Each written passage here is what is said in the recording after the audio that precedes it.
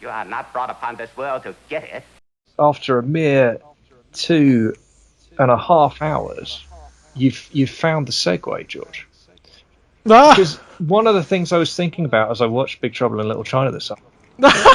Well done. What? Well done, you. That was a great segue. How wonderfully sincere this movie is. And what I mean by that is I was thinking about all the inherent problems you've got when you've got a white creator writing about a non-white milieu, right? So John Carpenter is a director, and he's writing about Chinese culture and Chinese American culture, which, by the way, are two distinct things, right? Yeah. Although the movie does talk about that. One of the things I like about the film is how it talks about that with the characters, and the characters themselves discuss that amongst themselves. I mean, not a huge amount, but it's there. But I was thinking about all the inherent pitfalls associated with that kind of approach. And I was thinking about a lot of works from this era that do similar things that have aged very much worse. Really badly. I mean, obviously the lodestone for me is Temple of Doom, because it's a film I both love and hate. Like, the racial politics of Temple of Doom are abhorrent. It's really, really, really fucking bad in a lot of ways. It is essentially, the brown people are expendable. Really, that's just the start of the. I mean, so many problems. I mean, the stuff about the thuggies and the. Oh my god! Yeah. The fact that the people who rescue them at the end are Maharaja's soldiers that are fighting on behalf of the British Empire. Oh my god! Yes. They're the good guys, really. There's so much in that movie that's like problematic. It's just an inadequate term. I still love it because it's a great horror movie, but there's problem. But like Big Trouble in Little China, and I'm sure, by the way, there are issues in Big Trouble. I'm sure it's not perfect, but it's aged so much better. And I think sincerity is why. I think so too. It's such a well-meaning film. Yes, it is. I think. And it has such enthusiasm for what it wants, what it's doing. Yeah, exactly. No, there's a genuine love and affection for the source material, both the mythologies that it talks about, but also the material in terms of the cultural source material, kung fu movies. Yeah, kung fu, but everything else as well. I mean, it's the kung fu movies which it emulates and which it references like to the nth degree. But there's also like all the other stuff. There's the romance movies, the monster movies, the horror movies, the fantasy movies. Yeah. Oh yeah. All of which, the buddy cop movies, you know. Well, the buddy movies, yeah, absolutely, because the absolute core of the story is this wonderful friendship between this quintessential all-American action hero / douchebag, right? But also like the antithesis, like the parody of that, because like Jack Burton, you look at him and he's like, oh yeah, that's like the Arnold Schwarzenegger equivalent, but he's a doofus. You know what? I mean, I love Kurt Russell as an actor. I really do. I love him. Love him to bits. I mean, I've even watched him as Santa. That's how much I love Kurt Russell. Right, so that's pretty sincere. No, love I about to know on in my love for Kurt Russell. I think this is the one. I don't think he's ever topped this performance. I think Jack Burton is just fantastic. I was watching him so closely this afternoon, the film, and he's magnificent in this film. The way he sells, there's so many moments where he says one thing and he means another, or he's portraying this machismo and he's projecting it out, and then like as soon as no one's looking, his face just fucking drops. It's just it's like the Jack Burton character is almost like a projection, isn't he? Yeah. Well, this is the same guy who played Snake, right? Who is an actual macho, like uber macho action character, right? Like the Nietzsche and the Ubermensch character, isn't he? Now here he is sending up that entire genre, in the character. Because what I love is the setups for the character in every situation are the same as they would be for the Snake Plissken character. Absolutely, yeah. But they go south, they invert themselves. Every time, it's so wonderful. I mean, and it's the comic timing are just. I laugh so hard whenever I watch this film. And it's the thing about the comic timing is there's two different bits of comic timing that are play in this movie. The first one is in the performances, obviously. It's in It's in Russell, and it's in Dennis Dunn as well as Wang Chi, who's almost like the straight man to Jack. Yeah, and also, I mean, Lupin. Lupin, yeah. Oh, Lupin's got some great lines in this. Lupin is. I'd forget. You know what? I'd forgotten. I'd forgotten how childish Lupin is.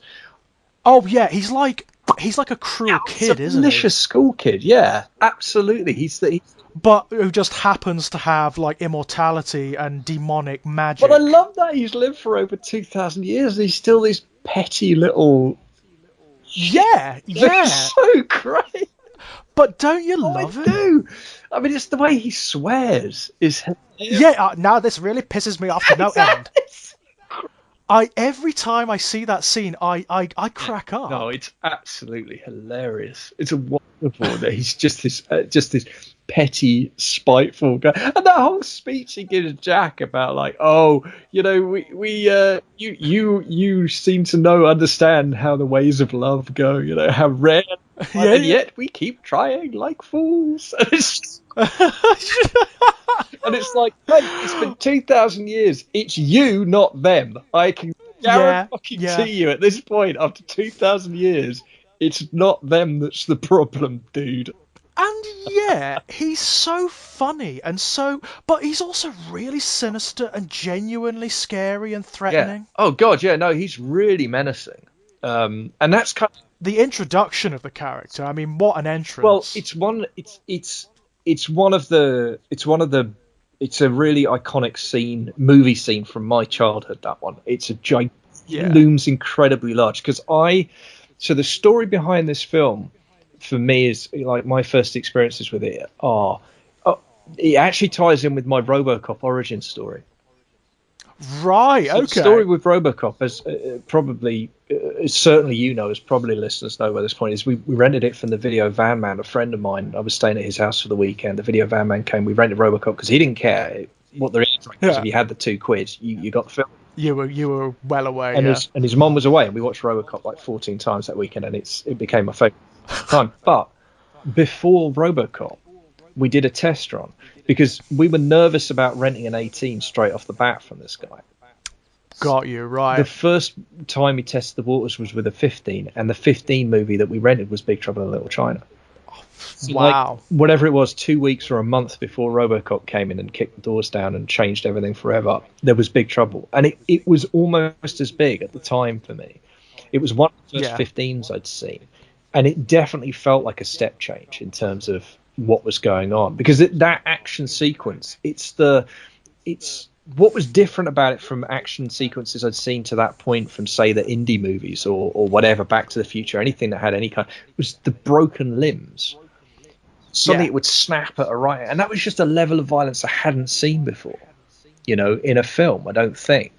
Right. So we're all kind of like, holy shit, this is next level, It's another example of how the film is so interesting, because like the violence is like the violence, for the most part, in a kung fu film. So it's hyper stylized, it's incredibly elastic and energetic and acrobatic, very theatrical, and yet it also has this visceral reality to it. Yeah, it has those moments, doesn't it? It has the, just those moments of kind of crunchiness with the with broken limbs and some of the... I mean, the sound design is phenomenal, the way that the blows connect. Again, that's in the kung fu tradition, the sound design around that is really good. But yeah, that opening scene is fantastic. And also what I love about it is that Jack becomes the audience stand-in figure perfectly in that scene. Yeah, because it's like he just accidentally turns up in the middle of not just like a gang war, but like a mythological war that's been going on for 2,000 years. But that's the fun thing, isn't it? You think he's wandered into a gang war. That's the first 15 minutes, right? And even Wang Chi thinks that as well, right? It's part these guys are those guys, and they think... But what's great is Jack gets to sit there and just say, who the hell are those guys? Yeah. Yeah. And then, then Dennis Dunn as Wang Chi's just like, oh yeah, these guys, they're okay, they're good. I love that. The guys dressed in white. Yeah, don't worry, Jack, they're good guys. Literally, they're called the good guys. Like, so are their enemies guys who wear black suits with red sashes by any sort chance? As the other gang turns up behind the truck. Oh, they're animals. They're baddies. It's like, It's so cool. It is. I mean, in a way, there's almost like a cultural commentary going on, isn't it? Jack is like the white Western audience in the midst of Yeah. an actual sort of Chinese kung fu Yeah, film. no, that's what's wonderful about him. He has wandered in off the street almost literally. And he is that fish out of water all the way through. But the way Jack Burton responds to that situation is not to sort of recoil, not to become a shrinking violet, but to actually just like run with his own ignorance. Yeah, I mean that's what's interesting about Jack, I think, is that he is ignorant. He is ignorant of the culture that's surrounding him in the film, but he's not. At no point, the film never sells short that ignorance either. He doesn't suddenly become knowledgeable, or he doesn't suddenly stays ignorant throughout. He stays 2 steps behind the entire way. But crucially, what he's not is hostile to any of it. No, he's just just the fish out of water, isn't he? He's just lost. And, Wang Chi's his friend. He wants to help him get his girlfriend back. And there's a kind of, what's nice is that kind of American male machismo thing kicks in, right? Like there's a woman in peril, so I have to go do the thing. That's because that. Even though he doesn't help a great deal. He's completely fucking you. And even though it's very clear at certain points, he is absolutely scared out of his mind. I mean, that's the other thing I love is the way he reacts to when the shit really goes down. When they surface after they've been in the flooded lift and they've gone, he's just freaking the fuck out. He's just when that sequence when they're going through like the tunnels, like the mystical tunnels, and the monster comes out. What the fuck was that?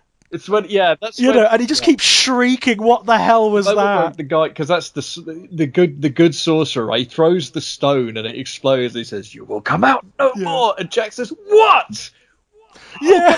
What will come out no more? He has zero chill with that line read. Like he is absolutely freaking the fuck out. It's so great.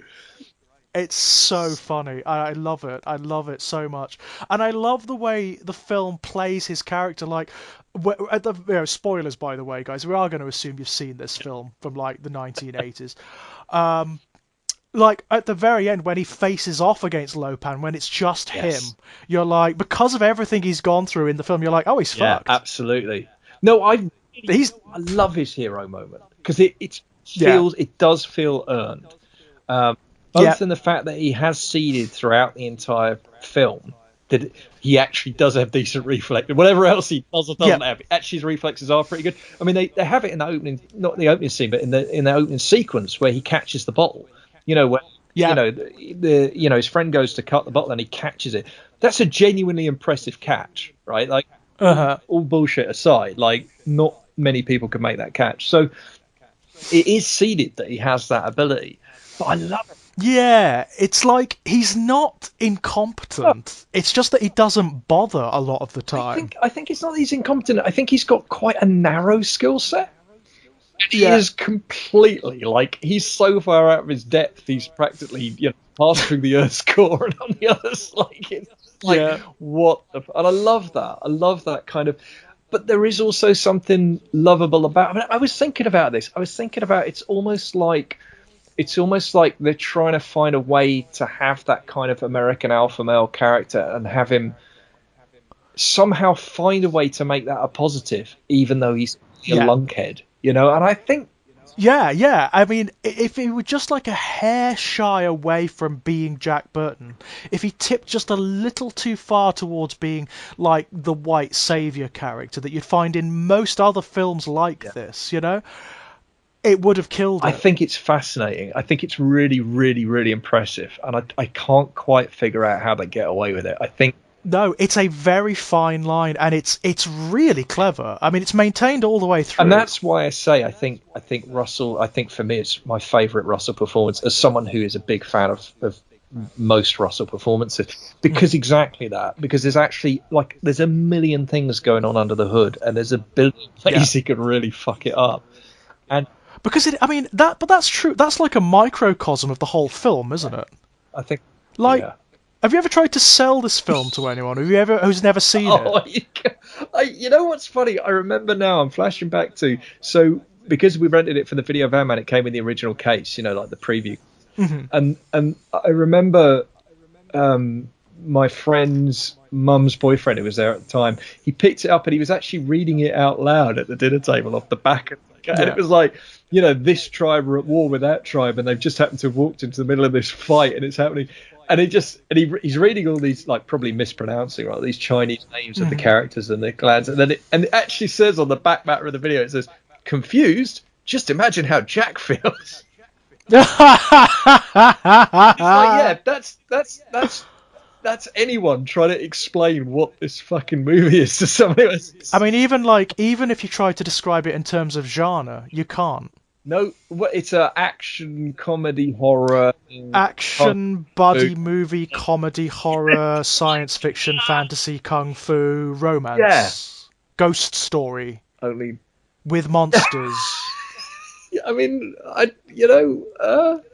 kinda. I mean, I think it is a comedy. I think if I had to pick one, I'd say comedy. But that... Oh, yeah, it's hilarious. Does not help you in terms of explaining what the film is to people who don't. It gives you no idea of what you're going to experience. Like, none whatsoever. Oh, my God. And when it starts, it just doesn't stop, does it? It's like it reaches a fever pitch really early and then never comes down. I was so impressed with the pacing on this rewatch. I was so in awe of it. And it's an interesting thing. I sound like an old man when I say this, and I'm well aware that I sound like an old man when I say this, but I think there was something going on in this era. I think in the I'd say mid 80s to early 90s, there were certain directors who really understood how to make well-paced movies. And the art appears to have been lost. Carpenter is a master of it. I mean, we discussed this in our Thing episode as well. He is so good at building tensions into his films. I mean, it's interesting, isn't it? Because Big Trouble is tonally I mean, literally night and day, right? I mean, it's totally different from The Thing. It's this Technicolor extravaganza. It's carnival. It's a carnival. Yeah, absolutely, and it is a comedy, and it is all these other things. But what it does have in common, you're right, is the pacing, and the pacing's different. The thing is understands how to use slowness and stillness to build tension. The thing is, I mean, the thing is very, very good at kind of like having something big happen, but then letting you digest it for 20 minutes and letting it. This, as you say, pretty much the moment that truck pulls into that alleyway. Arguably, even actually when the girl gets grabbed at the airport, kind of doesn't slow, and that's 10 minutes in.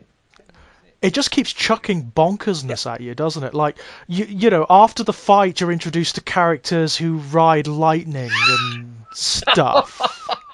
Well, after the fight, right, then it's like, oh, the girl's been kidnapped. Oh, it's this gang. Oh, they're going to put her in the brothel. And literally within 5 minutes, you got Kurt Russell standing there in the ugliest suit you have ever seen in your life. Yeah, that is brilliant. The character Jack Burton tries to play. It's so great. He's so, isn't he? He's so slimy, but it worked. It's believable, in terms of, what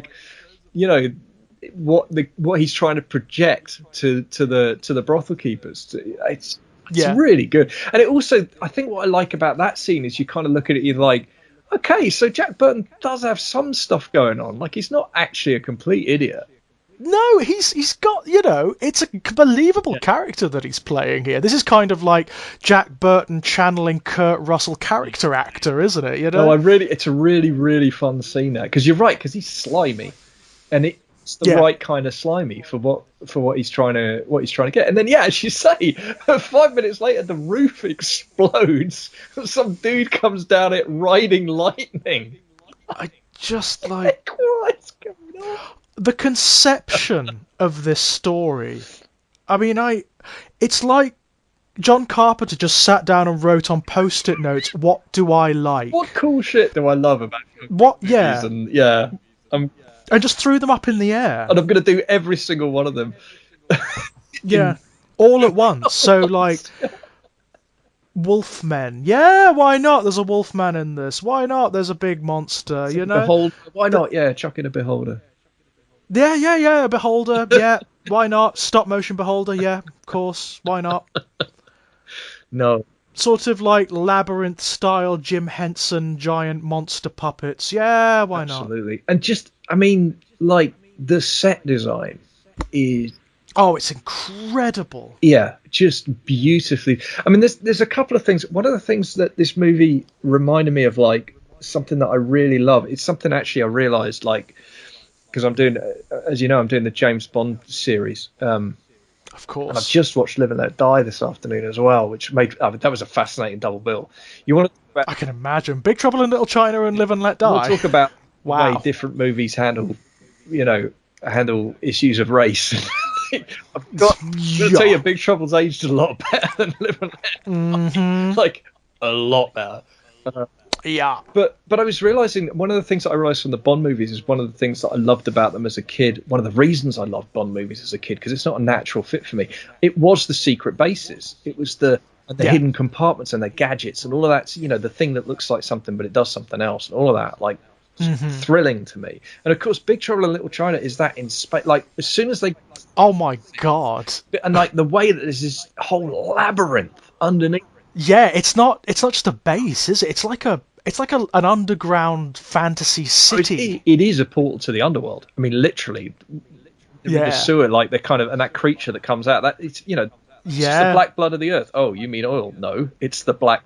No, the black blood of the earth. Right. There is a point, isn't there, where they transition from like the waking world almost into the world of mythology. And what I love about that line in particular is the way that's the way the movie kind of puts Jack and kind of by extension the audience in its place, because it's the line where he says that it's like that's the classic kind of, well, that's a reply guy, right? That's a well actually guy. That's an explainer. That's a guy mansplaining, or in this case, kind of the cultural equivalent of mansplaining. It's like, and I love the way that the guy just turns around and says, "No, it's black blood of the earth." It's like you're not in that world now. You're in this world. This is what and it's. I love that moment. Yeah, it's so. And in fact, I think he actually says at one point. I think it's when they're drinking the potion, and he says, "Forget the world you know." Yeah. Oh no, yes. I mean, there is that. The other great line that he has in that moment, which I had to write down. So there was hang on, I want to make sure I get it exactly right. So I'm going to look it up. But oh god, where is it? Edit. Sorry, just give me a second. Yeah. No worries.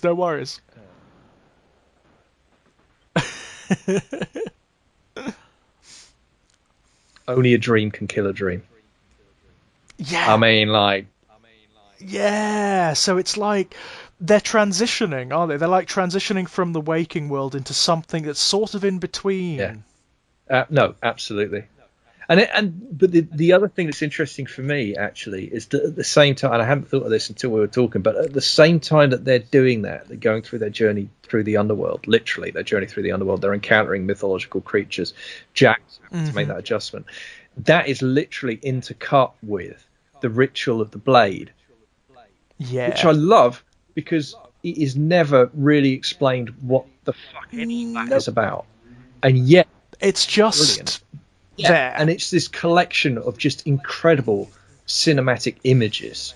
And the way that whole sequence is edited, the way it's cut together, again, the sound design, the use of slow motion crossfades, there's all kinds of none of it's super flash or anything, but it's just, it's really intelligent filmmaking. The way it's framed a lot of the time as well. He uses different framing shots, Carpenter, to convey what's going on. It's brilliant. I love it so much. And it is, as you say, like in both areas, it's like the women are crossing over as well at the same time that of course Jack and his team we're all being now taken. We collectively are being taken in fully into this mythological world. We're leaving a. And you buy it, don't you? I mean, because it's done so well, because the transition is intercut in this way and framed in this way, you just run with it. It's great. It's absolutely. But I hadn't thought until now, because I do remember watching it this afternoon thinking it's just an interesting juxtaposition. Like, why are those two scenes intercut? Because it's not. It doesn't immediately make. I mean, the trial of the blade sequence is not necessary. It doesn't. In terms of the story, you didn't need it. You don't need them to have gone through a test in order for in order for the villain to decide he's going to marry them both. No, because they've already got the green ice thing, haven't they? There's already a parameter set. They could have just run with that if they wanted to. I love the idea that there's also this test, and the fact that they both pass feels significant somehow. Yes, I also like the fact that you actually do see at one point the failures. Yeah. Yeah. the corpses with the burned off hands. Right.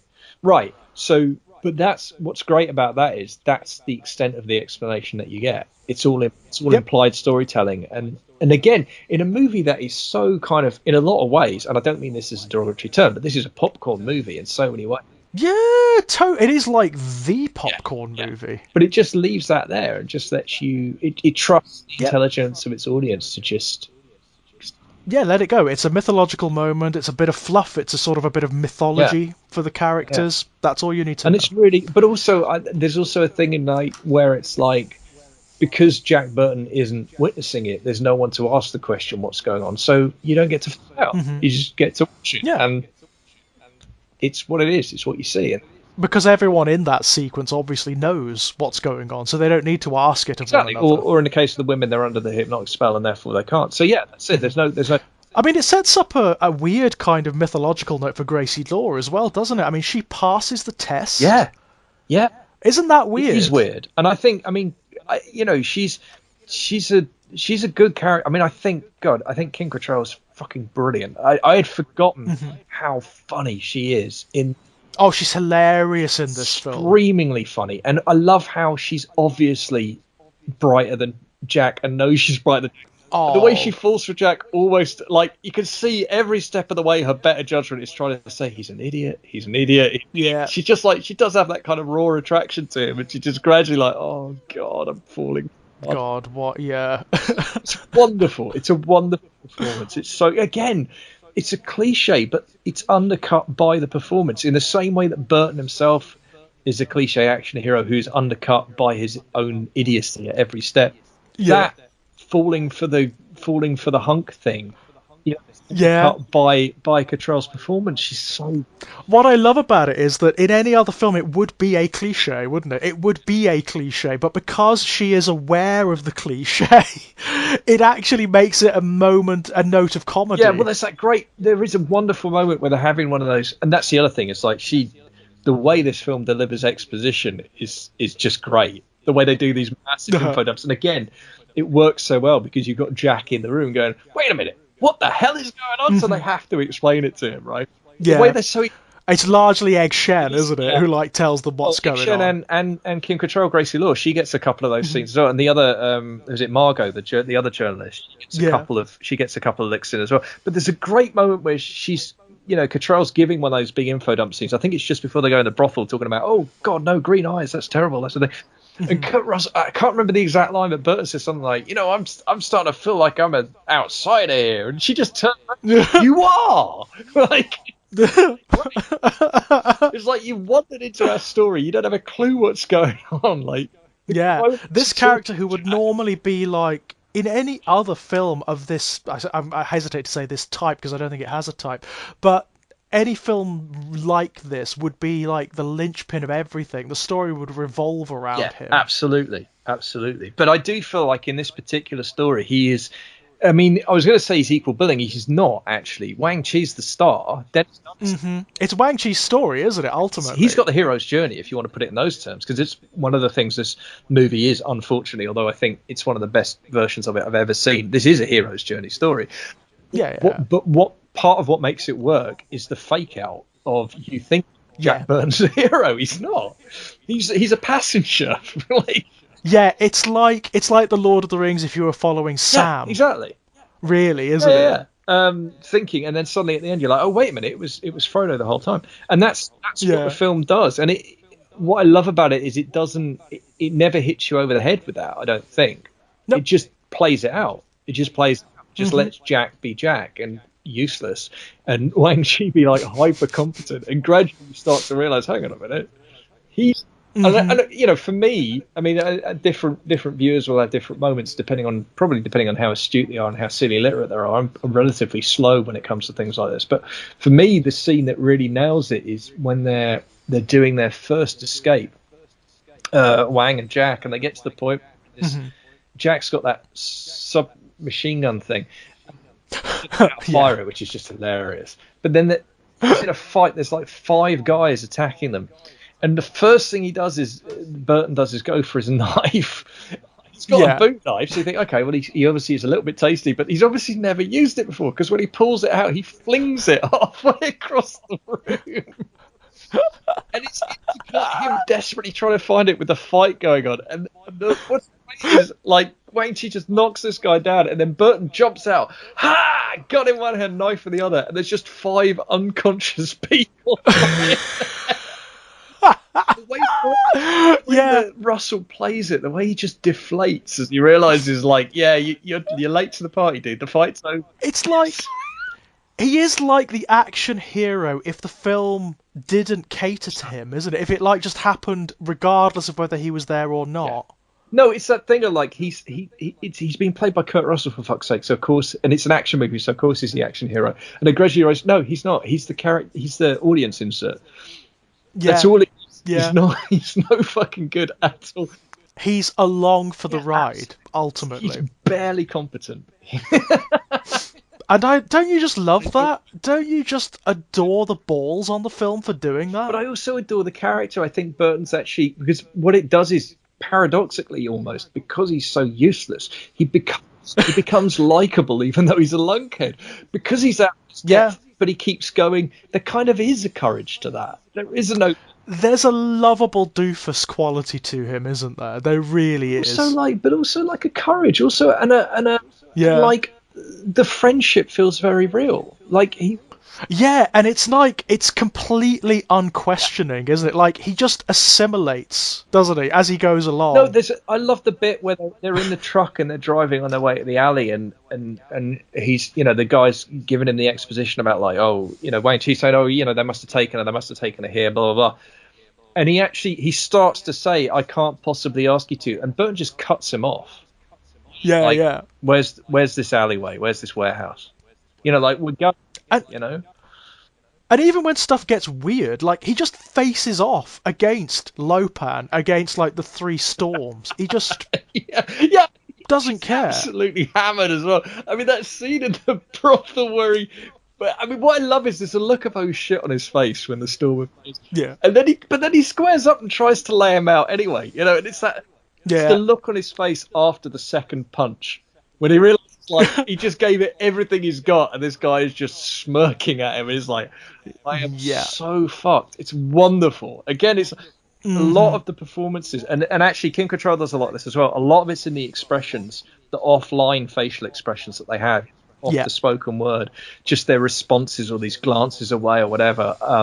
There's a lot of that in the film, though. Have you noticed, like in the action sequences in particular, there's a lot of cutaways to characters where they're watching and they're reacting to what's going on. Yeah, absolutely. And it works really well. I mean, one of my favourites is towards the end when you've got the big action sequence at the wedding, which is phenomenal. There's so much going on. There are so many different combats of different types happening all at once, and it's wonderful. It's when Lupin and Egg Shen are having their magic fight. Oh, my God, I love that. Yeah. And Lupin's playing it like a video game. His thumbs are going. And he's loving it. He's sort of like, he's got this big old demonic smirk on his face. And that line, "You never could beat me." Yeah, there's like this. I love that. I love the fact that there is this kind of like suggestion of backstory between these two. And I really like how they don't. Again, they just let it sit. Let it go. Yeah, there's no like flashback or anything like that. There's nothing like, oh, Lupin burned down my village and murdered my father, blah blah blah. There's none of that. I mean, I find myself wondering how old he is. How old Egg Shen? Yeah. Like, there's a thing of like, is he also hundreds of years old? It does feel that way, doesn't it? It feels as though Egg Shen is a man out of time. It's that great throwaway line where Jack's like, "You're not really going down there," and he's like, "Of course I am. It's my destiny." Yeah. It's like, as though this has been building for years. And also, you also get that other wonderful line where Lupin, I think, refers to Egg Shen as Pissant peasant magic or something. Yeah, that's right. Just before they have the duel, he says that. Yeah. Yeah, I love that. Yeah. And you're right. And that sequence is just glorious. It's just, I mean, I was just cackling with the blink all the way through it. I mean, and as you say, it's the different styles of fight. You've got that wonderful kind of, leaping combination of wire work and VFX sword fight where they're fighting and clashing across each other. And of course, Jack is hilarious all over, like hilariously incompetent. Is this the one where he knocks himself out at the?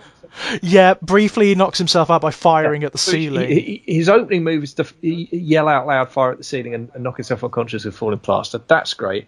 Then there's the whole, like, it keeps cutting to him, and like he's trying to pick a fight and he can't because like everyone's already fighting. He's like, what? Again, like literally fish out of water. What am I doing here? I don't fit in this story. I have no place.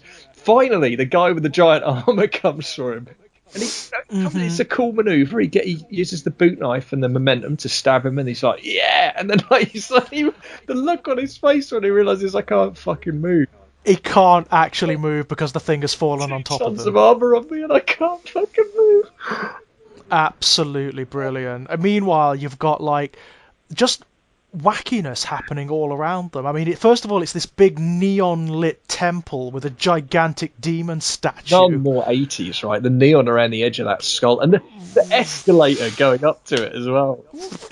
What? I just love it. I just love it. You've got like the virtual magic fight that's happening between Egg Shen and Lupin. So like where their magical beams meet, you get like two samurai who appear and fight. Yeah, like it's like they're like magical avatars or something, right?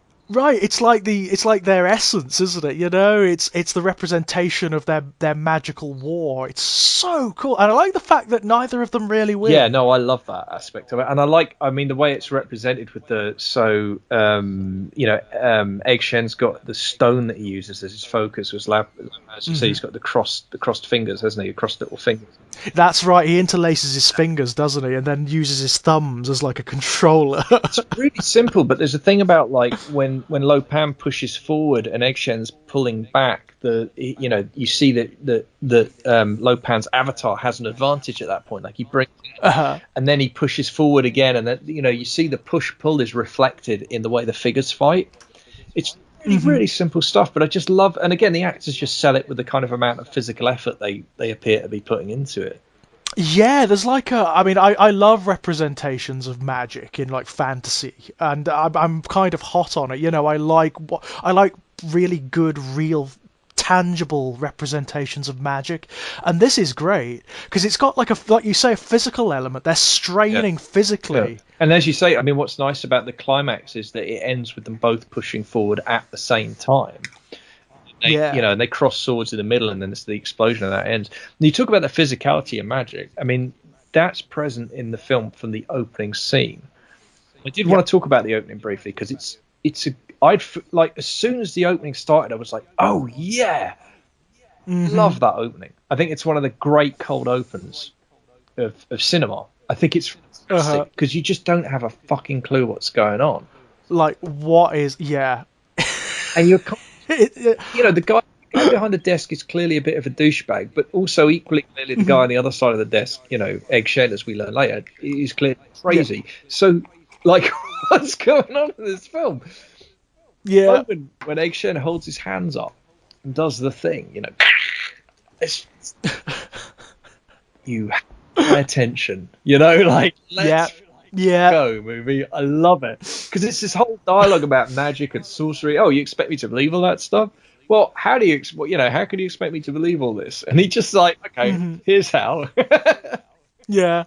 I love it because straight away what the movie's telling you is like, yeah, all that shit's real. Yeah, there's like, and we're not gonna really bother talking about it. It's just real, all right? Yeah, but the thing is, like, it is real. It's not symbolic. It's not representative of a thing. It's not maybe. No. It's all real. Sorcerers, monsters, demons, ghosts. Just run with it. And that line that sounds great but doesn't really mean anything but feels like it does when he says, "There was nothing there, but that's how it always starts." Yeah. And it's just great. I love it.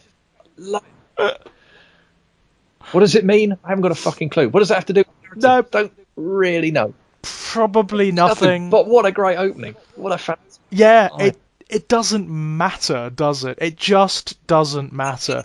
Like so much in this film, you surrender. And then you smash cut to Kurt Russell sitting in this 80-wheeler just burbling bullshit into his seat. Complete utter like bullshit about like himself. My favourite line in that, and I think it's like the second thing he says, it's the line when he's talking about his reflexes, right? It's talking about the reflex, but he says, "Like I said to my last wife." The phrase "my last wife," that's fucking genius. That's whoever wrote that should have gotten a bonus just for those 3 words. And the way he delivers it, it tells you so much about Jack Burton in like 3 words. You are clued right into who this guy is. This is, it's shorthand, isn't it? It's a really clever cinematic shorthand. It's designed to like tell you who this guy is. Magic, absolutely magic. And the posturing, and the thing is, like, even that early on, like the ludicrousness of his posturing is apparent too. Yeah, it's so self-evident, and most of it is in Russell's performance. Yeah. And you're laughing at him. You're not. Yeah. You don't think this. God, this guy's an idiot. That you are thinking that from the beginning. You're not like, wow, he's cool. Like it's like, wow, this guy thinks he's cool, and he's. He thinks he's cool. That's it. And then, of course, it does that wonderful volte-face at the end, where actually, he is pretty cool. He has his moment. He has his one moment, and he earned it. I mean, you can't say he didn't earn it because he went through it. But even there, it's undercut. Like that moment when he comes out of the lift for the grand finale confrontation. He's got lipstick all over. He's got lipstick on all over him, yeah. Right. Oh. Utterly brilliant. Utterly brilliant. I mean, I just love it when he faces off against like the now humanized Lupin. And like when Lupin catches the knife. What a moment. What a fantastic. And the thing is, like, as well, I always go back and forth on this one. Like, do you think that Burton actually played to miss? Do you think he missed intentionally the first time? Because the thing is, I remember watching it because obviously me and my mate, we're 11 years old and we watched it like 6 times that day, and then we're talking about it at night. And we're like, do you think he? Because the theory that my mate had was that he did do it on purpose because he knew he needed to get the girl away from him. Ah, right. Was to miss. Like, risk it with the girl there. He couldn't risk maybe hitting him, but maybe the girl dying in the process. So he on purpose, knowing the reaction throw. And I love that because I have no idea if he missed. I just love how quick it is as well. Yeah. Like, if you blink, you miss what happens in that interaction. And it's an absolute, and it is like an authentic action movie hero moment. Like, he does get that one moment, and it is that one moment. And I like how like underplayed it is for like a character, a villain like Lupin. Yeah, that he's taken out just like it's a very ignominious end, isn't it? It is for a creature that's like existed for 2,000 years and has wreaked all manner of metaphysical havoc. But also, don't you kind of feel like he deserves it because he's such a petty little shit? Like there is. Because he's an arse, yeah. He's an awful man. I mean, he's an awful creature, isn't he? So there is a kind of poetic justice, I think. I mean, he has that great line at one point when he's boasting. Basically, he's boasting to Egg Shen, where he's like, he gets really creepy and nasty about it. So he's like, I will sacrifice Gracie Law to my god, and then I will live out my worldly pleasures with Mao Yin. And it's like, you creep. Vile scumbag. Yeah. Yeah. No, he is. No, he's a great villain. He's a superb villain. Oh, yeah, there's a wonderful purity to Lupin in his villainy. Although, I have to say, having said that, there is that one thing that always does slightly confuse me about this kind, and this is not the only film that does this, but it is a logic that's always bothered me. It's like, if you're a villain and you could live for thousands of years, why do you want to be mortal?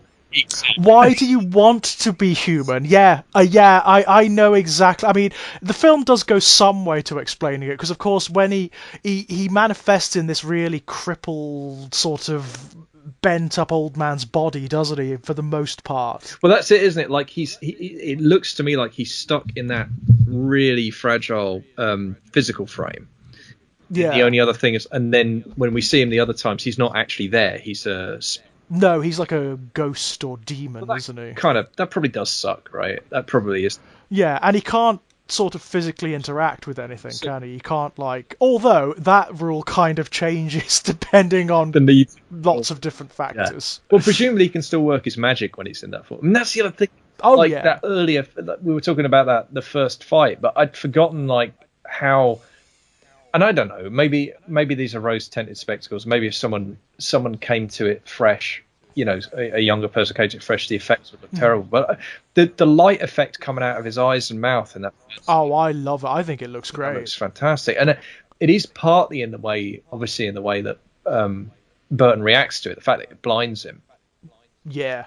And also, I mean, it's that physical thing to the magic, like the way his face twists up and twitches. And again, the sound, actually, as I think about it, there's a really good kind of sound effect that comes on time. So everything's working to sell it. But I think I love that moment. It feels genuine. Even now, this film's kind of a beloved film for me. This is a comfort movie for me.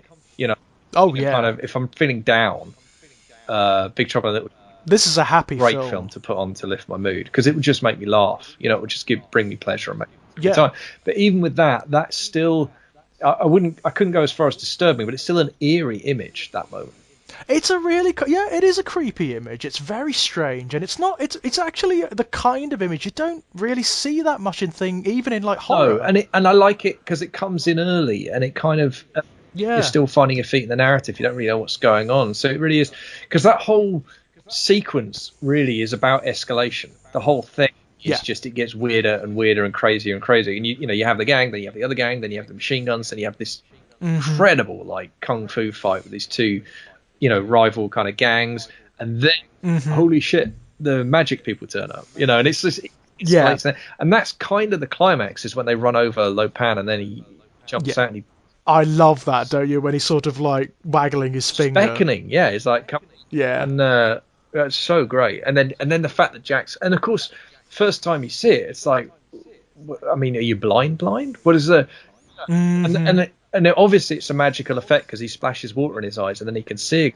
That too. Just there's a lightness of touch there. Yep, and it's not over egged or anything. It's like it doesn't come up again. Doesn't matter. It's not like a thing that's going to recur again and again and again. It's just that moment. But what it does is it emphasizes again that thing of like how completely lost Jack is, and how this is Wang Chi's movie, because that's the hero movie. It's like, oh yeah, no, don't worry, it's temporary. Here, we'll splash some water in your eyes, you can see again. Like, he knows what to do. He understands what's going on. Whereas, Jack's just like. Jack is just like, this is facing off against Lupin. Well, I mean, I think what will come out no more is Jack's. That's the key line for Jack's. That's Jack's entire feeling throughout the entire movie. Like, what the fuck is going on? But you were talking about like the joyousness of the film and how it just makes you feel good for watching it. And, that's what it is, isn't it? I mean, there's notes of darkness in this, but it's like a comic book darkness, isn't it? It's fun. Well, like, I mean, we were talking about Lupin as a villain, and I think he's a great villain because he is both villainous and amusing. He's funny to watch, and he's funny, and the fact that he's funny doesn't kind of it doesn't undercut his villainy or his ethos, like the threat of him. He's always very profound when he's present. Yeah, absolutely. And he is, he is the big bad, and he is the focus of attention when he's in the room. But it just adds a note of, it's just entertaining. That's all. It just adds. Yeah, he's great. I mean, there's a human quality to him as well. I mean, this guy, Egg Shen describes him as like he was once a man, but he sold his soul to some Chindai, the demon. Now he's scattered, like his soul is scattered across time and space, so he's not quite human anymore. He's basically a ghost, but he is fundamentally human at his heart, and has all the sort of pettinesses and drives of a human being. Yeah, absolutely. And I think it's almost like, funny enough, what it reminds me of in that sense, just purely in terms of the mythology of selling your soul and what that actually means. It kind of reminds me of the vampire mythology in Buffy, in that the idea is that when you become a vampire, you lose your soul, and what that means in the Buffyverse is you lose your conscience, basically. So you become just appetite, and all of the worst things about you. So you are still you, kind of, but you without restraint, B without conscience, and C without So you kind of lose the good stuff about you, and so you're kind of abstracted, but in the worst possible way, in the most negative way imaginable. And that's what losing your soul means in that particular context. Because there's in Buffy, a couple of vampires get their souls back, and then they have to deal with the fact that they've killed people, and they feel horrible about it. But I like how in this version of that story with Lupin losing his soul, it seems to me that's that's the source of the pettiness, actually. Like, Yeah, that's yeah. what the soulless He's person like, is. They're just endlessly kind of petty and full of like yeah, spiteful and just mean. You know? yeah. That's the whole thing. Like with the whole thing about him getting married and wanting his humanity back, it seems to derive from a kind of petulance, doesn't Well, it? and also just straight up lust. I think that's the other thing. It's Yeah. kind of possessive lust. You know, it's desire Yeah. for the pleasures of the flesh and the kind of most Yeah. venal version of that. I mean, that wonderful sequence where, you know, Kim Cattrall, like Gracie Law's giving him the third degree, trying to be all this, Yeah. and he's literally just going, Yeah, like, yeah. trying to get his hand down her blouse. You know, it's like, fucking hell. Yeah. Like, Yeah, he's a lecherous exactly. villain, isn't It's like, you're 2,000 years old. You're disgusting. Yeah. Stop it. And I love that. I love it because it's not. He is still. It's great because it's funny, but it is also obviously it is still villainous. Like he's Yeah, yeah. bad. It's threatening and unpleasant and kind of distressing, you know. Yeah, but it is also just funny. It's just like he's so petty and nasty. But And somehow it makes it even funnier coming from this being, doesn't it? That is like, you know, inhuman. I think. Look, I mean, this is a light-hearted movie, and the main thing this movie is trying to do is make you have fun, make you enjoy yourself, and it does that. Mm-hmm. But I actually, funnily enough, I'm thinking about our Flash Gordon conversation as well. Yeah, that's exactly what I was thinking about earlier. I sort of like, this is, in tone, this is going to be so similar. Yeah, because I think there is something about that. I mean, that phrase, the banality of evil, is perhaps an overworked one, but there is something about pettiness of evil, for sure. Oh, yeah. Like, evil is petty. It's part of the problem. It's where the effect of a tiny or even imagined slight has more value than a human life, right? Yeah, right. That's evil right there. And it is like I love how he's got that malice to him. I think. Yeah, it's like there's incredible grandiosity and mythology attached to Lupin, but he's not Sauron. No, exactly. You know, he's not just exactly. He's not like elemental evil. He's not profound. And you do he's really not. You really do feel like he spent most of the last 2,000 years trying to get a body back just because he wants to get his end away. And yeah. There's no profundity to him, is there? Like, he could have... You get the impression that, given the power that he has and the state he occupies, he could have transcended humanity altogether. I mean, look what he does. He's a smaller, at best, medium-sized businessman. Right. Just to a street gang in... You know, like... You could be running the fucking world by now, dude. Like, you've been 2,000 years. This is the best you can do. Kind of says a lot about him, really, doesn't it? The framing says a lot about him. The fact that he's had all of this access to incredible opportunity and potential and has done nothing. Yeah, basically fuck all. Yeah. No, it's pretty funny, really. And it's kind of like, also in a way, you sort of feel like that's kind of the limit of his ambition, really. Which is quite nice. Yeah. Again, because it ties into that pettiness thing. It's just like, yeah, he's really... Yeah. As an aside, did you know that John Carpenter did write and direct one of the episodes of the Nickelodeon CGI Teenage Mutant Ninja Turtles? Did not know that, but... And it's a giant homage to Big Trouble in Little China. Okay, I'll have to check that out. The episode follows all the beats of Big Trouble in Little China, and the bad guy is Lupin. Oh, fantastic. It's actually Lupin. Looks like him, sounds like him. I'll have to check that out. It's very good. It's very, very good. And it's got all the hallmarks of a John Carpenter work. No, because that's great. Because I just adore this one so much. Yeah, this is. It's like you were saying before. This is one of my feel goods.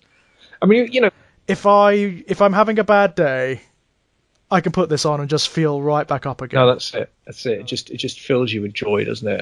And it's gleeful. And as I said, like I don't think. I mean, it's funny. I was gonna. The word I kept kicking around and I didn't want to use was respectful, and I don't use that word because I don't think that is the right word. I don't think it is respectful per se. I don't think that's an accurate. I just think it's. I just don't think it's not trying to say anything. You know, it's not making a commentary about anything, and therefore it's completely innocuous and inoffensive. You know, it's not it's not establishing a platform about anything. It only wants to entertain. Yeah, and I like how it kind of. The other thing that I think's interesting about it for me is how it. This is not in any way a focus, but the way, because of the characters and because of the story, the way the movie talks about the Chinese American experience as distinct from the Chinese experience, from the point of view entirely of the characters. And I think about, I mean, we've talked about how Wang Chi's really the hero of the story, and I think that's right. Mm-hmm. But I also like how there's a moment where they're drinking the potion, and Egg Shen says something that sounds very much like, I mean, I have no idea, but it sounds like a very kind of traditional, Chinese blessing of some kind or whatever. He says something kind of mystical. And Wang Chi joins in, but then he comes back with a very American sentiment. He makes this, and it's that thing of like, that thing about being Chinese and being American and what that means. And there's a couple of other moments like that with Jack Burton. And I mean, the moment where Jack actually says, because what I thought we were, racial differences aside, it's just a couple of guys who like, and it's a great line, But I just, I find that because it's obviously it's not, this movie is not in any way trying to be a social commentary movie. It has no interest in that whatsoever. But it can't help but be one a bit just because of what it is, right? Just because of what it has, what it contains, I suppose. But it is so. It comes right back to what we were talking about at the beginning. It's so well-meaning. It's so sincere. Exactly. Yeah, and that's what makes it work for me. I think it's just it's sincere, and it kind of loves the mythology, I think. Yeah, it loves itself, doesn't it? Everything it contains, it revels in. Absolutely everything, from the villains to the characters to the sets to the mythology, everything. It just loves what it's doing. I think, I mean, obviously, there's no way I can speak intelligently about any of the kind of how this relates to actual Chinese culture and whether or not liberties are taken, blah, blah, blah. I can't speak any of that because I don't know enough. I'm as ignorant as Jack Burton when it comes to that. But what I do know is that what I do like about the film, and I think I didn't notice as a kid at all. I mean, it just didn't occur to me. But I appreciate now why I think it works is the joke is never at the expense of the Chinese or the Chinese culture. Oh God, no! It's the other way around. It's always on Jack Burton. It's always on Jack Burton. He's the one that's out of place. And I feel like that's kind of the key to why it works. Yeah. And how it gets away with it to the extent that it does. Yeah. It's precisely because that the thing about that is that means by definition its heart's in the right place.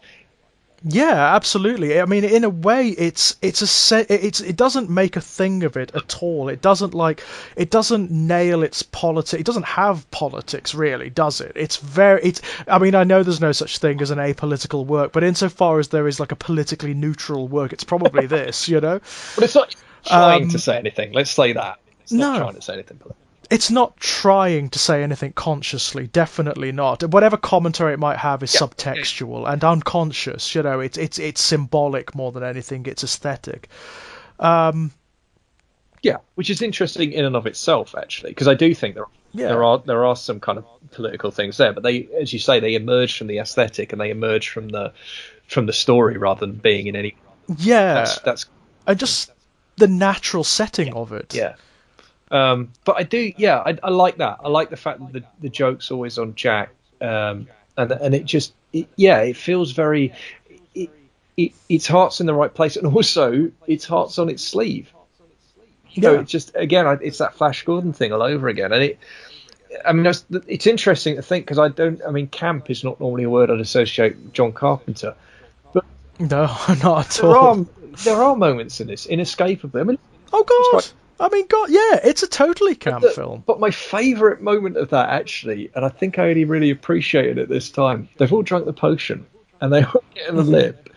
And the lips go down, and he's like, Jack, there's a whole exchange between Jack and Wang about, I just feel really good. I don't feel scared. Yeah, I've got a really positive attitude. And then there's this everyone's grinning and doing the little hand signal and stuff. It's just slightly too long, and then Jack just says, is it me or is it getting hot in here? Yeah. It's so cool. Such a great line.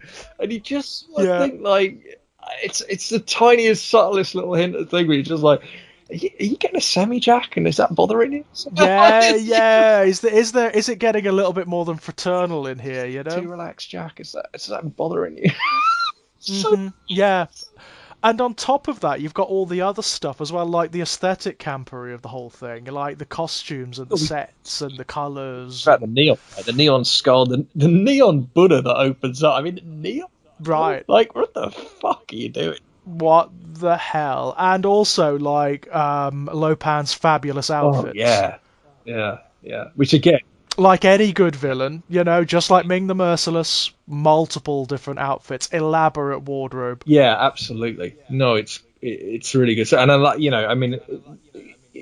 what Big Trouble has in its favour that Flash Gordon doesn't is, like, it's unfortunate, to put it mildly, in Flash Gordon, that the only kind of, like, the only Oriental/Chinese coded character happens to be the villain.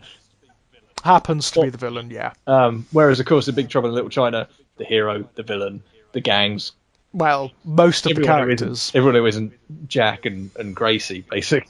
And Gracie, yeah, basically, yeah. Right. Like, again, I was thinking, that made me think of, like, a conversation about Exquisite Corpse, where, like, the fact that there are no women in Exquisite Corpse, and it doesn't feel like a problem because it's a story about. No, because it's about gay men. So there's no women in it. So. Yeah, so that's the way it is. An Exquisite Corpse saying that's a misogynistic piece of work, even though it's got no. Well, because it's not. Yeah, because it just doesn't. It's non-overlapping magisteria. Right. It's It's operating in some other realm. Exactly, and that's and it's fine. And also, I think. Again, I think the lesson I learned from Exquisite Corpse was like, because we've talked about this before. I know in writing, like, it's a perpetual one of the horns that I certainly find myself on when I'm trying to write, especially because I try and write social realist. I want to write about the world as it is, at least mostly, and that makes it one of the struggles you always have when you want to write about someone from a background different to yours for whatever reason, whether female characters who are people of colour, characters whose sexual orientation differs from mine.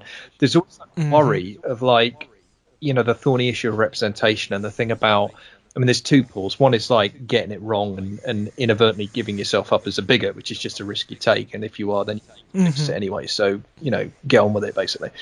But the other thing is, like, that conundrum of, like, because this character is a character, they are partly a representative, and therefore I have a responsibility as a writer not to perpetuate negative stereotypes. Of course, I want them to be a functioning human being, and sometimes functioning human beings will behave in stereotypical ways. Yeah, and that is really difficult. That's a real. It's a tricky thing, isn't it? It's a tricky thing because, obviously the stereotypes I would be most familiar with would be the gay stereotypes, obviously. But are there people who conform to them? Yeah. Well, yeah, this is it, right? Of course. Of course there are. But I think this, for me, the solution to that is to recognise that in any individual group, there's as much variation within that group as any other, and that's it. That's the thing. But like the way Exquisite Corpse deals with that is almost all the characters are gay. Yeah, it just makes everyone gay, basically. So then suddenly you're completely free to have the full spectrum of behaviours, cliche, not cliche. You don't have to worry about it anymore. They can just be real people, and they'll conform to certain stereotypes, and they won't conform to others.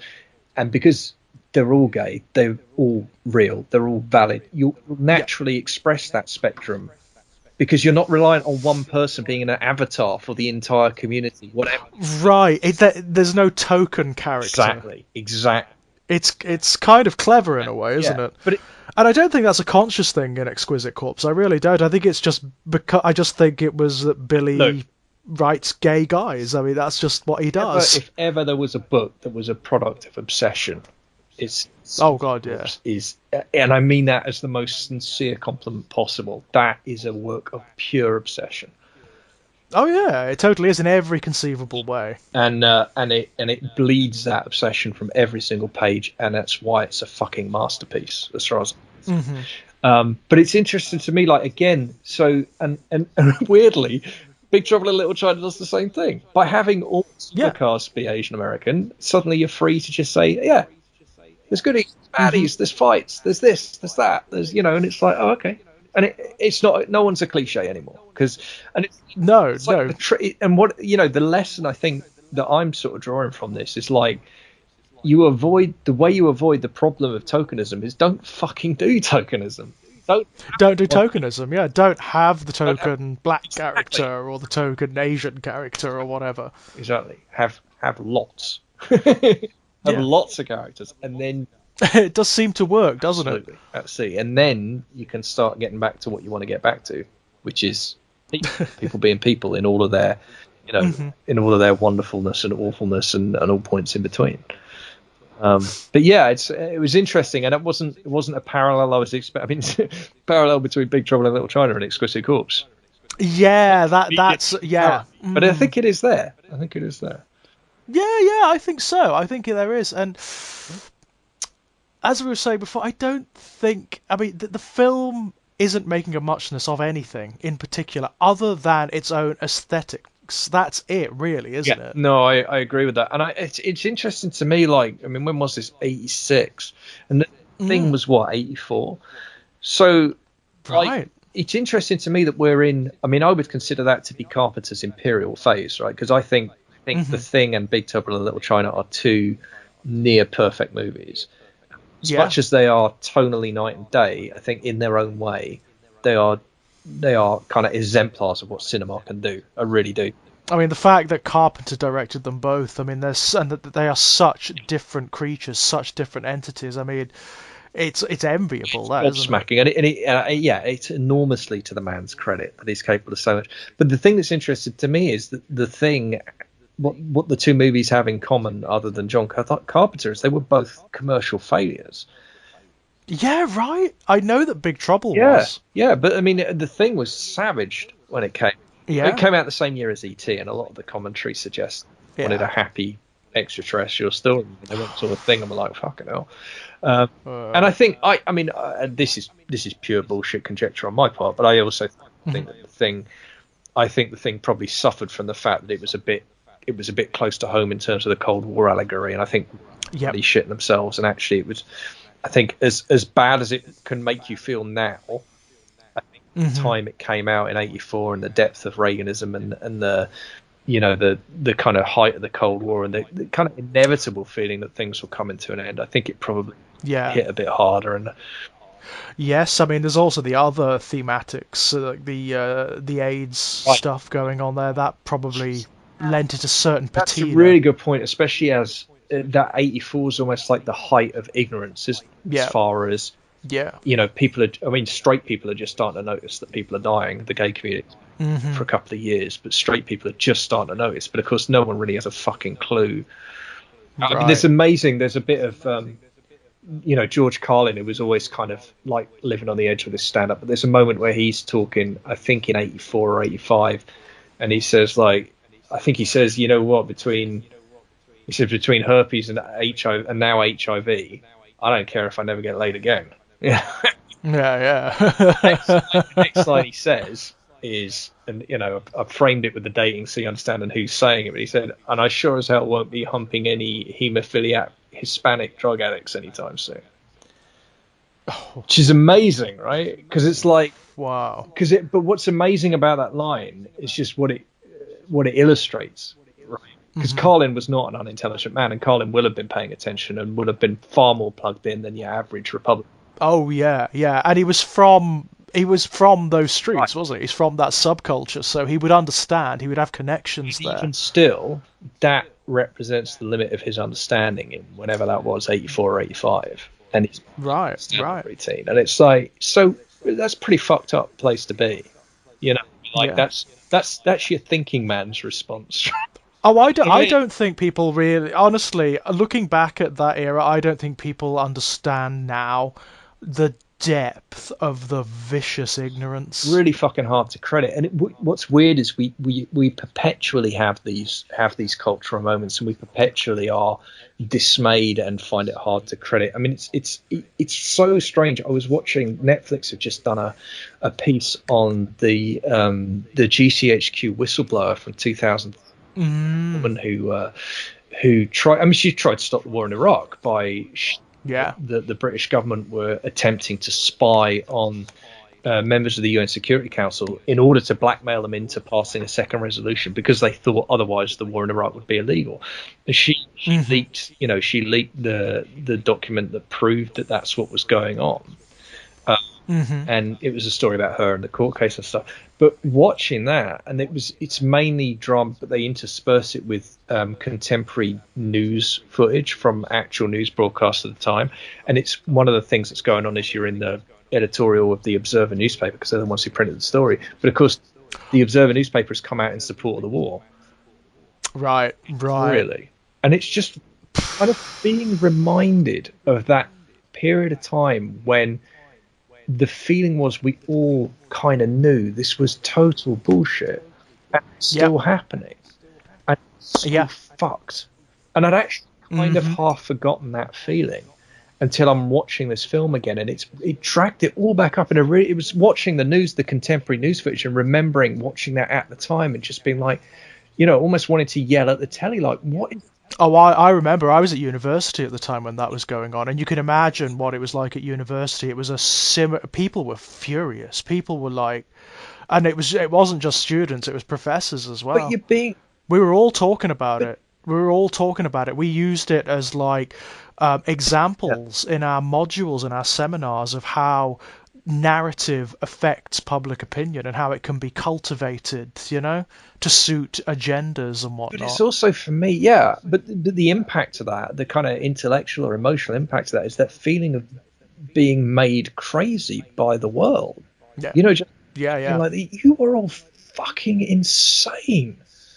How is it possible that this is happening? Like, you're absolutely, and for me, I mean, behind that, also politically, I think the crushing feeling of homogeny, of just like, it's a fucking Labour government.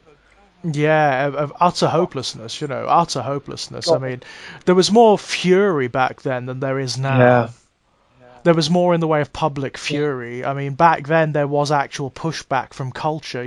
There were comedies that came out as a result. There were music. Music was so furiously activist at that point. I have to say, it's very interesting seeing this film come out, and watching it, the week that the Taliban come back and Afghanistan's back into the, the mire it was in when we arrived, and just that's it's very. I mean, that won't have been on purpose, obviously, but it's very telling. That and thinking about, God, sometimes you do feel like the guy with all the connections and the pictures on the wall, and you are going crazy because honestly, yes, you feel like the last sane man. Yeah. But the other thing is, like, just in terms of coincidences, the fact that I'm doing a Sherlock Holmes podcast at the moment, and one of the, I've reread Study in Scarlet because my kid's doing it at secondary school, so I read it to her. We hadn't done the novels, so I read to her Study in Scarlet, and of course, Watson's a fucking Afghan veteran. The story is coming back to London with PTSD and like 3 months worth of wages in his pocket to try and figure out what the fuck he's going to do with the rest of his life. And interestingly, he's not fit for work. And that's 80 what? And it's like, and here we are, and it's 2021, and guess who's coming home again from Afghanistan again with PTSD again. Like, what the fuck, man? Like, yeah.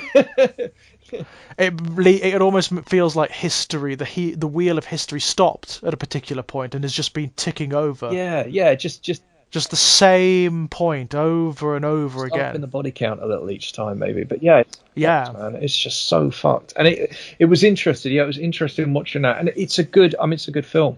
But yeah, just seeing that, and again being reminded of that, and the echoes of that, of the 80s AIDS epidemic and those early years of just like, Well, I mean, closer to the hysteria of the AIDS epidemic, we are now having like the anti-trans agenda in the UK, which is using all the same rhetoric, all the same arguments that were used against us. Yes. Yeah. All the same hysterias, all the same narratives are coming out again. Only now you've got gay people pulling up the ladder behind themselves, Yeah. siding with our fucking Well, enemies. and and what really bakes my noodle completely is even some of the a small number, but I have seen it unfortunately. Some of the older members of the trans community as well. Yeah, absolutely. And I'm really sorry, it is mostly the older members of the LGBTQ community who are doing this. It is generational. I mean, it's a weird thing though, isn't it? Because that is it. It is true that the trans community has always been marginalized, even within the wider LGB community. Like that, historically, that's been the case, and it is always. I'm trying to think of a less unfortunate phrase to use, but I trust you'll understand what I mean when I say this in an allegorical sense. But like, trans rights are always the canary in the coal mine. Throughout our history, it's true. It's absolutely true. That's the group that gets hit first. Never. And it's a wedge. It's always a wedge issue. They use it to test the water to see what they can get away with. And if we allow them to get away with this, they'll push it back for all of us. Exactly. And you know what, my fellow query dearies, you need to fucking realise that. Yeah, well, we're back to where we started with Milo and the cattle carts, aren't we? Like, you need to fucking realise. You need to understand that it doesn't matter what privileges you've been allowed. I mean, I've heard gay guys say it, and I want to fucking headbutt them when they say, like, they allowed us marriage. It's like, they allowed us marriage, did they? They allowed us marriage. That's slave mentality, my love. Yeah. That's slave mentality. And if they gave it to you, if they gave you a right, they can just take it away again. Also, by the way, P.S., they didn't give you fucking... No, they didn't. They caved into decades of pressure from... Your allies fought and protested and were made bloody and were imprisoned and fought. That's hate. Which you are now turning your backs on, by the way. No time for you. Fucking traitors. No time for you. I mean, look, I get the human impulse of not wanting to lose what you've gained, and I get the human impulse to fear. I get it. I do get it. And I mean, one of the things that, and I'm not saying this like I hate anyone who says if you're not a parent you don't understand, go fuck yourself. People of empathy can understand these things. For myself, I can say it did bring certain things into sharp focus having a kid. One of the things it does bring into sharp focus is the fact that you are now someone who is going to be relied on, for a while. Yeah. Be relied on, and that, you have certain responsibilities, and those responsibilities are nailed down. And those nailed down responsibilities do make it harder. They do. Sorry, but they do make it harder to have the courage of your convictions sometimes. Yeah, because there are other obligations, aren't there? There's a world of I mean, just as a concrete example, there's a world of difference between being being arrested as a young single white man on a protest, no dependents and no family, right?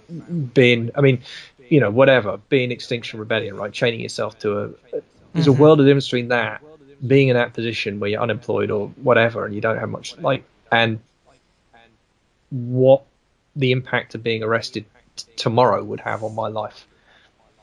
More importantly, not my life, the life of my family, right? Independence. And I think if that doesn't change the way you think about the world, you're kind of a bit of an arsehole. Yeah, absolutely. Yeah, on the other side of the coin, you have a horse in this race that I don't. Yeah. Well, whatever. But the flip side of that is, and I don't know, but my kid could well be queer. I don't fucking know. Yeah, it's absolutely true. You don't know, do you? And if she is, what kind of a world do I want for her? What kind of a world do I need for her? Exactly. And if she's not, she's going to have queer friends, and what kind of a world do I want for them? Exactly that. For them. So, and if she's, maybe her kids will be queer. But the thing is, I mean, one of the big advantages, I think, probably the biggest effect that the gay liberation movement has had is the increase of visibility. Because what we know about prejudice is prejudice tends not to survive first contact with the people you're prejudiced against.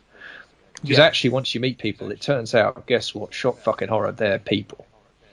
Yeah, it happens all the time, doesn't it? I mean, the amount of Republican, who are so anti-gay marriage, and then it turned out their kids were queer, and just volte-face just turned. Because your entire perspective changes once you meet someone and you realise they're not bogeyman, they're not trying to do anything you think. They're just people like you. They are people. We're all... And it happens every time. It doesn't matter what the barrier is, whether it's racial prejudice, whether it's sexuality, whatever it is. People overcome that through business. Through knowing people, and I think that's a non-trivial part of how we've made the progress we've made as regards to this kind of thing. I think part of the challenge for the trans community is that they have been historically such a small percentage of the overall population. It's easier for someone to go through their entire life and never knowingly know a trans person, right? Yeah. In a way, it's not really possible to go through a life and not meet a gay person. No, it's impossible. It is technically impossible. I mean, the statistics at the moment say it's at like 1 in 5. It's more than that. I'm telling you now, it's way more than that. Yeah, absolutely. Well, look, the more we come to understand sexuality as a spectrum as well, right? Yes, right. I mean, the example I always use is if I turned on Grindr now. Do you know what the biggest demographic on it would be? Straight men. I'm just guessing. Straight identifying married men. Yeah, well, yeah. That would be the biggest demographic that I'd get pings from. I'm telling you. I believe you. Absolutely. I'm telling you. It's uncanny. Yeah, and it's something that, you know what? It's something that's been known in gay culture for decades. So many straight guys want us to be their experiments or their thing on the side. So many, it's unfucking real. No, it's a common experience. Yep. More so than most people would ever believe. Well, yeah, you have to be willing to engage, don't you? That's the thing. You have to be willing to open your eyes a little bit. Be willing to think about it for more than 5 seconds, and there's a lot of people invested in not doing that. In just not seeing, just not seeing. And it's funny, isn't it? I mean, we've known this publicly for decades. There have been, talk to any psychologist about this, any sociologist about this, and they're just like, well, yeah. Yeah, it's trivial, isn't it? It's just... Yeah. I mean, that's what human sexuality is like. We're bonobos, essentially, Absolutely. Yeah, it's funny. It's so bizarre. It's so strange. Part of the pushback that queer people generally get is because of the denialism in straight culture. Yeah, absolutely. It's part of it, I'm sure, is people terrified that someone's going to find out. Oh, God, no, absolutely. Absolutely. That's the thing, isn't it? The fear of it is so palpable. And again, it's not. I mean, it's a cliche, and it's not always true, and it's not an excuse when it is true. But again, I mean, it is striking how often the incredibly homophobic preacher / politician turns out to, have a secret life involving, physical relationships with men, right? I mean, look at the entirety of the ex-gay movement. Yeah, and it happens a lot, Again, I think you're right. I think there's that, and it's but I also, I mean, that part of that, isn't it? I think there's a difference. I think it's a difference between the abstract and the personal. And that's, that can cut both ways. There can be an abstract kind of abhorrence. I mean, I can't remember the name of the comedian, but there was this comedian, Kevin something, I can't remember. But he did a show called I Was a Teenage Nazi, talking about growing up on a council estate and being like BNP. Right. It's routine about and he said, the weird thing about it was my best mate was called Jamal, and he was a black man. and he was my best mate, and I never saw the incongruity between what I was saying and my friendship with him. Like, I wanted to go home, except for Jamal, because he was all right. And it's like, like, couldn't put it together. Like, and of course he did eventually, right? And that's the whole, that's the thing of, like, it's the abstract and the particular. That's what we were saying earlier about, like, it's harder when you know people, right? But but the flip side of that is nobody is remotely sane when it comes to the matter of their own identity. Of course not. No. Gibbering lunatics. We're all sublimely out of control in that regard. Mouth maniacs when it comes to the issue. Yeah. And I think a lot of it does derive from the core assumption of that identity needs to be something fixed and absolute, and it needs to be this and it needs to be that, otherwise we're not complete or we're not what we're supposed to be. I think acknowledging the conflux sometimes is liberating. Well, and that's interesting, isn't it? And that's where you see that schism sometimes in the trans community between the older members of the trans community and the youngest, who, especially where where you get gender fluidity and you get binary and all that kind of stuff that's going on. Yep. And some of the older,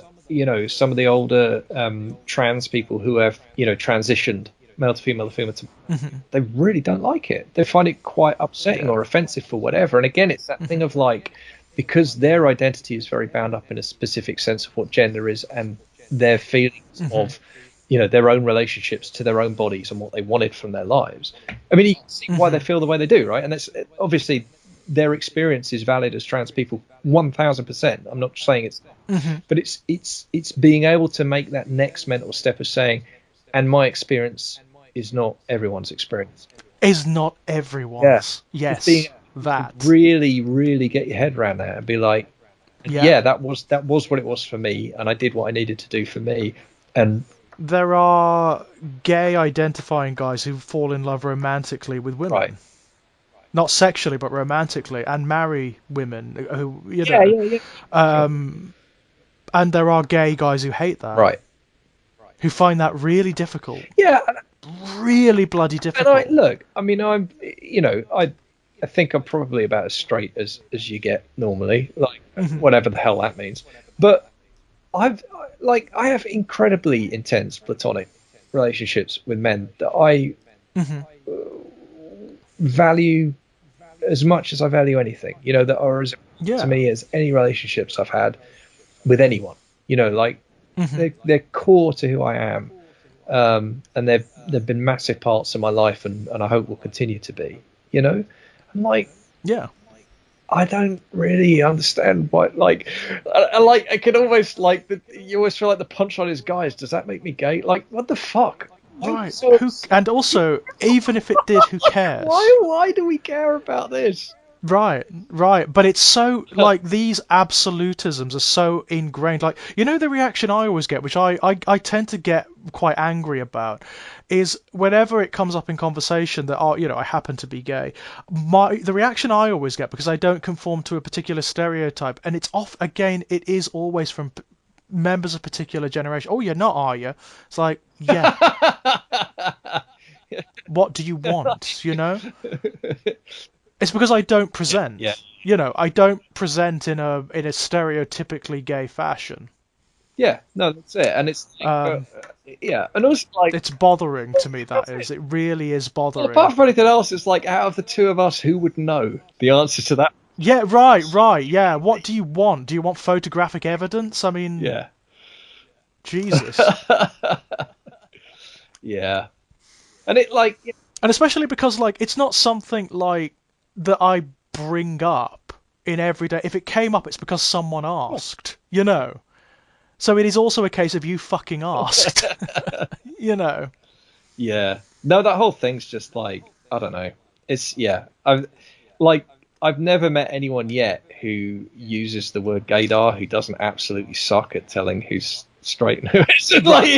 It's tell. It doesn't tell me anything about their sexuality, but it tells me whether or not they're an idiot when it comes to right. Because it's you don't. Right. You don't. You can't. No. Because. No, you don't. I mean, you would be surprised. You would always be surprised. Yeah, and then that's the thing. And then when it doesn't ping and they find out later, they're all like, "Oh no, they couldn't possibly." What it really means is you've my prejudices about what this is and what this isn't, and it's like, well, it happens the other way as well. I mean, when people are really surprised that people are straight. Oh God, yeah, isn't that you see it a lot with men in particular that are in any way effeminate or camp. Yeah, and it's like you'll get, I'm sure, and it's like, well, you don't know. Why are you sure of that? Like, what makes you confident? Have these people ever been to like a gym before? What I mean? Like, you know what I mean? If you see like the really built guys down there that everyone would think is like the very epitome of masculinity, there's a good chance, there's a better than average chance that they're gay. Yeah. No, it's just I don't know. It's bizarre. Yeah, people suck. I don't really know what else to... People are weird. People are very strange. And it comes down to that thing of like we were talking about earlier where like you feel sometimes like the last sane person. Yeah, because it just, yes. And it's a weird thing because it's like, I mean, I have to be careful how I frame this when I say I think it's, it's an irrelevancy. It's not in any way an irrelevancy because people are getting killed over it. And as long as people are getting killed over it, it's not an irrelevancy. It's a matter of life and death. And I fucking get it. Don't think I don't.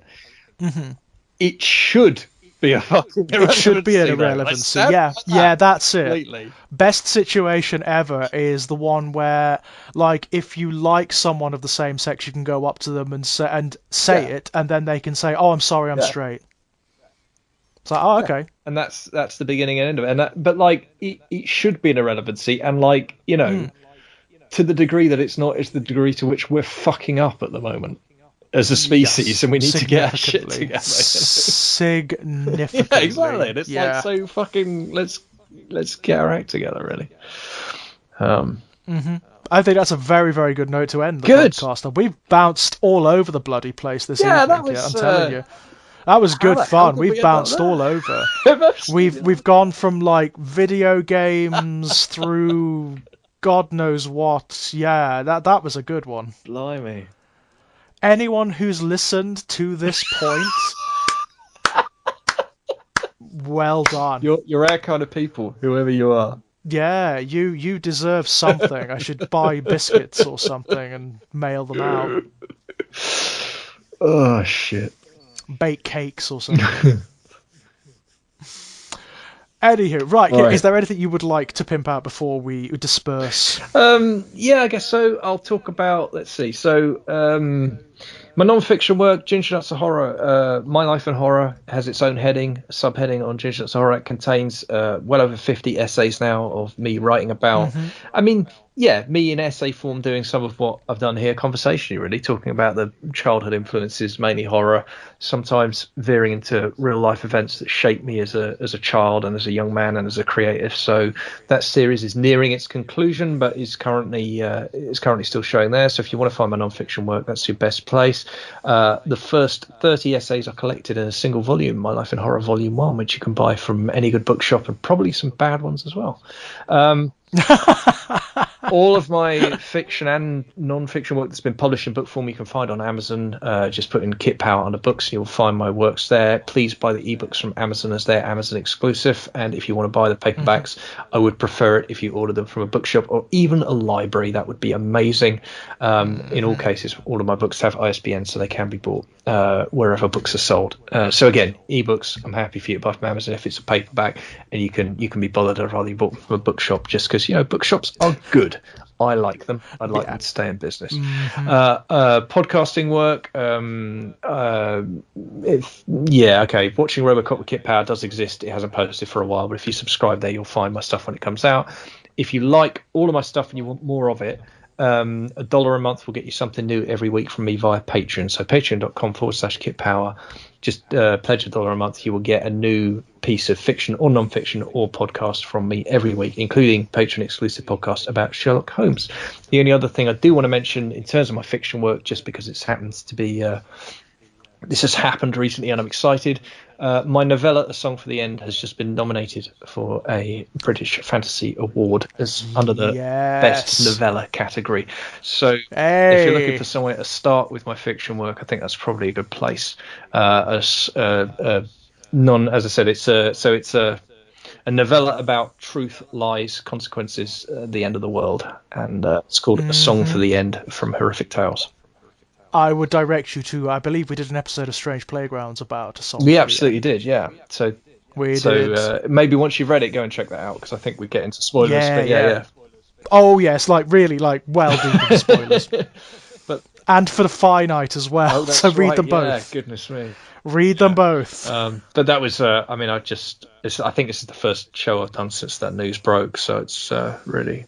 Right. So yes, that was a while ago. Well, this is it. I've been offline for a month basically, but yeah, that was incredibly exciting. Just oh god, I mean, you look at the list of names and you just think, how the fuck did I sneak on that? It's just absolutely absurd. But I'm very grateful, and it's a wonderful kind of morale boost. So yeah. Brilliant. Links to everything below, by the way, ladies and gentlemen, which a friend of mine tends to call the blowjob bar. I'm not going to call it that. I'm not going to call it that because it's down below the video. Right. Oh, right. I don't know. Some people. I know. Right. I know. I find it amusing actually, but I'm not going to call it that. As for myself, like Kit, you can find a lot of my essays and articles knocking about on Ginger Nuts of Horror. There's the Horror of Humanity series, which has lots of different writers in it, but I do quite a lot in that at the moment. I recently had a new short story collection published, Born in Blood Volume 2, which caps off the mythology of Aberice. Probably best if you read Volume 1 first. You can find links to that also below. You can purchase that from Perpetual Motion Machine Publications and from the Evil Empire that is Amazon. Links to all of my other published work over at strangeplaygrounds.com. I think there are 4 or 5 short story collections knocking about now. Something like that. Also, knocking about here on Exaggerated Elegy, lots of Let's Plays going on. As we discussed earlier on, recently finished Resident Evil 8 and currently doing Quake, the original Quake. Oh, brilliant. Because that's just been released on PS4, and it is just the original Quake. Haven't touched it, haven't done anything with it. It's just the original Quake. Really good fun. And also Disco Elysium. Nice. Great fun. Kit, thank you so much. That has been great. Thank you. It's been really, really nice catching up. Yeah, it's been too long, and let's not leave it so long next time. But thank you, as ever. No, let's joy not. to talk. Thank you so much. And guys, I mean, I'm just looking at the bar. That's 4 hours and 15 minutes. So, I'm going to split this one up into 2. One's going to be called Not Controlling Little China. And until next time, my loves. Bye-bye. Bye.